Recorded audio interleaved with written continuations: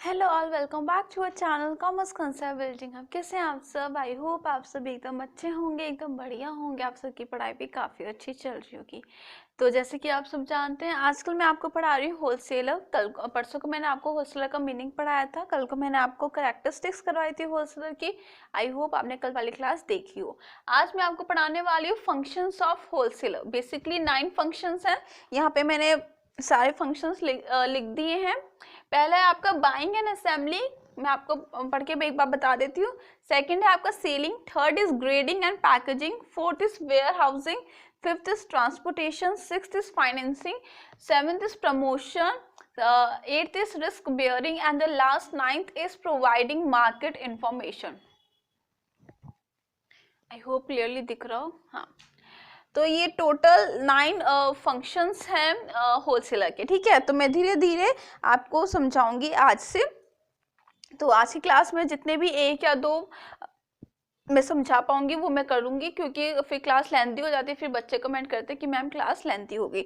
तो कोई टेंशन की बात नहीं है, मैं एक एक या दो करके मैं आपको यहाँ पे हर रोज फंक्शन समझाया करूंगी। ठीक है, तो आज हम पढ़ेंगे buying and assembling and second function selling. ठीक है, पहले हम देखते हैं बाइंग एंड असेंबलिंग में बेसिकली क्या होता है। ठीक है,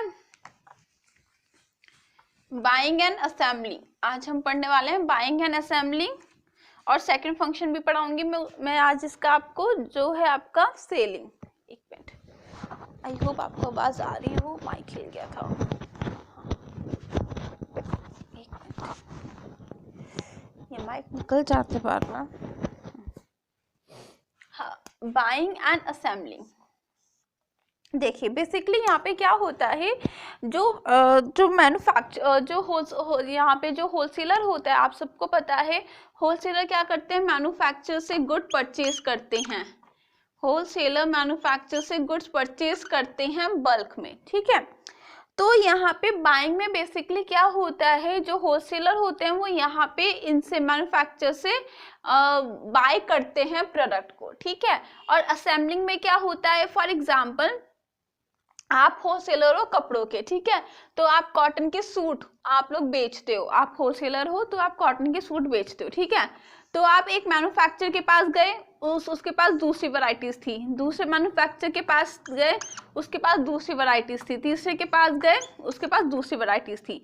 तो कहने का मतलब क्या है, आपको तीनों मैन्युफैक्चरर के गुड्स मतलब कपड़े अच्छे लगे, तो आपने कुछ यहाँ से लिया सामान, कुछ यहाँ से सामान लिया। एक मिनट, मार्कर नहीं चल रहा है, मैं जरा मार्कर चेंज कर लूं।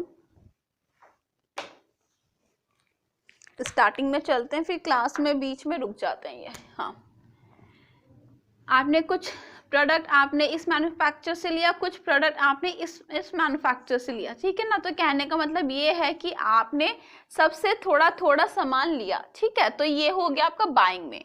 असेंबलिंग में क्या होगा, अब इधर जैसे आपने 2 से 4 मैन्युफैक्चर का सामान लिया। ठीक है, तो आप अब क्या करोगे एज अ होलसेलर, आप इन जितना भी आपने प्रोडक्ट लिया है डिफरेंट मैन्युफैक्चर से, आप इन सब प्रोडक्ट को एक जगह असेंबल करेंगे।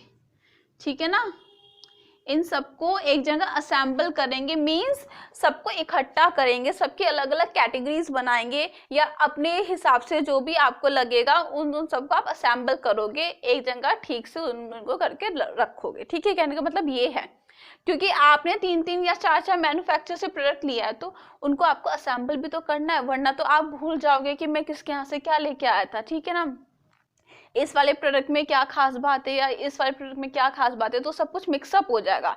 तो आप इन सब प्रोडक्ट को इकट्ठा करेंगे, एक जगह रखेंगे, अलग अलग कैटेगरीज आप बनाएंगे, इसको हम बोलते हैं असेंबलिंग। अब मैं आपको बुक में से पढ़ के सुनाती हूँ, ध्यान से सुनेगा। हाँ, असेंबलिंग एम्प्लॉय, हाँ एक मिनट, कहाँ पे लिख रखा है इन्होंने। हाँ, assembling means bringing together stock of different manufacturer producing same line of goods। वही बात आ गई, bringing together stock of different manufacturer, जो आप different manufacturer से stock लेके आए थे, गुड्स लेके आए थे, उनको एक जगह पे आप असेंबल करते हो। ब्रिंगिंग टुगेदर मतलब सबको एक इकट्ठा करते हो। ठीक है ना, producing same line of goods, same line of goods, ठीक है ना, ये भी कपड़े बेच रहा है, ये भी कपड़े बेच रहा है, ये भी कपड़े बेच रहा है, ठीक है। तो आप डिफरेंट डिफरेंट वैरायटीज के कपड़े ले आए और उनको आपने अपने हिसाब से अपनी कन्वीनियंस के हिसाब से आपने उनका ग्रुप्स बना दिया, ठीक है। And buying comprises of the activities of selection of manufacturers and placing order to them and making special purchase in cases of seasonal product. कहने का मतलब यही है, बाइंग में आप क्या करते हो, पहले आप मैन्युफैक्चरर को ढूंढते हो, ठीक है ना, कि हमें कौन सा मैन्युफैक्चरर से प्रोडक्ट चाहिए, फिर आप उनको ऑर्डर देते हो और फिर वहां से आप वो एक तरह से बाय करके लेके आते हो, ठीक है ना। तो यही होता है बाइंग एंड असेंबलिंग में। सेकंड फंक्शन होता है आपका सेलिंग। सेलिंग में अब आप क्या करोगे, जो आप इतना सारे सामान लेके आए हो डिफरेंट डिफरेंट मैन्युफैक्चरर से, तो आपको ये बेचना भी तो है, ठीक है। तो ज़्यादातर वैसे तो होलसेलर से सामान ज़्यादातर रिटेलर्स ही परचेज करते हैं, लेकिन कभी कभार कस्टमर भी करते हैं। देखो सेकंड, अब ये चलना बंद हो गया। Second function is selling. Selling, ठीक है। जितना भी सामान आपने एज अ होलसेलर मैन्युफैक्चरर से परचेज किया था, अब आप उसको आगे रिटेलर को रिटेलर को सेल करोगे, ठीक है। और कभी कभार आप कस्टमर को भी डायरेक्टली सेल करते हो, लेकिन ये बहुत कम चांसेस होते हैं, लेस चांसेस होते हैं इस वाली चीज़ के, ठीक है। ज़्यादातर यहाँ पे रिटेलर्स ही आपसे परचेज करते हैं, ठीक है ना। कस्टमर में तो ये है, देखो जैसे मैंने आपको कल को बताया था कि अगर आपको कुछ सामान लाना है, ठीक है ना, तो सब बोलते हैं कि आप होलसेल मार्केट में चले जाओ, वहाँ पे आपको सस्ता सामान मिल जाएगा। तो देखो हम या तो एक चीज़ लेके आएंगे या दो चीज़ लेके आएंगे, क्योंकि हम कंज्यूमर्स हैं, हम रिटेलर्स नहीं हैं जो बहुत सारी चीज़ें उठा के लिए आए। हमें या तो कोई एक कपड़ा चाहिए होगा या दो कपड़े चाहिए होंगे हद से, ठीक है।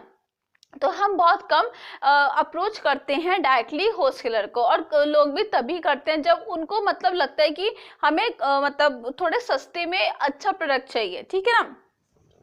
तो वो डायरेक्टली होलसेलर के पास जाते हैं, इनको यहाँ पे लेस प्राइस में अच्छी क्वालिटी में गुड्स मिल जाते हैं। सुनिए ध्यान से, the product assembled and kept in stock by the wholesaler. ये लोग ये बोल रहे हैं जो प्रोडक्ट होलसेलर ने पहले वाले फंक्शन में बाइंग एंड सेलिंग में, बाइंग एंड असेंबलिंग में असेंबल करके रखे थे, इकट्ठे करके रखे थे अपने वेयर हाउस में, अब वो क्या करेगा, उनको सेल करेगा। आर सोल्ड टू रिटेलर्स और कंज्यूमर्स, ठीक है ना। या तो वो रिटेलर्स को सेल करता है, कंज्यूमर्स को सेल करता है, ज्यादातर रिटेलर्स ही इन लोगों से प्रोडक्ट लेते हैं, ठीक है। who may be widely scattered in small lots according to their needs। तो कहने का मतलब ये है, कस्टमर तो जगह जगह स्कैटर्ड है, रिटेलर्स भी जगह जगह स्कैटर्ड है। कस्टमर तो देखो अपने नीड के अकॉर्डिंग लेगा। मुझे आज फॉर एग्जांपल किसी फंक्शन में जाना है और मुझे पता चला कि होलसेल मार्केट में काफ़ी सस्ते प्रोडक्ट मिलते हैं, कपड़े मिलते हैं, तो मैं 3-4 जोड़ी वहाँ से ले आऊँगी। लेकिन अगर वहाँ पे मेरी जगह रिटेलर है कोई, वो अपने शहर में कोई दुकान खोलना चाह रहा है, तो वो तो 10,000 20,000 यूनिट्स कपड़ों की ला के रखेगा, ठीक है ना। तो फर्क पड़ जाता है, यहाँ पे रिटेलर का यहाँ पे अलग ट्रीटमेंट होता है और कस्टमर का यहाँ पे अलग ट्रीटमेंट होता है, ठीक है ना। तो ये होते हैं आपके दो फंक्शन, बाइंग एंड असेंबली मैंने आपको बता दिया, सेलिंग मैंने आपको यहाँ पे एक्सप्लेन कर दिया, ठीक है। कल को मैं आपको grading and packaging and warehousing वाला फंक्शन करवाऊंगी, ठीक है। आई होप आपको आज की क्लास ये पसंद आई हो। अगर कोई भी डाउट या कंफ्यूजन है तो आप आराम से कमेंट सेक्शन में पूछ सकते हैं। तो अब हम मिलेंगे कल की क्लास में, तब तक के लिए बाय।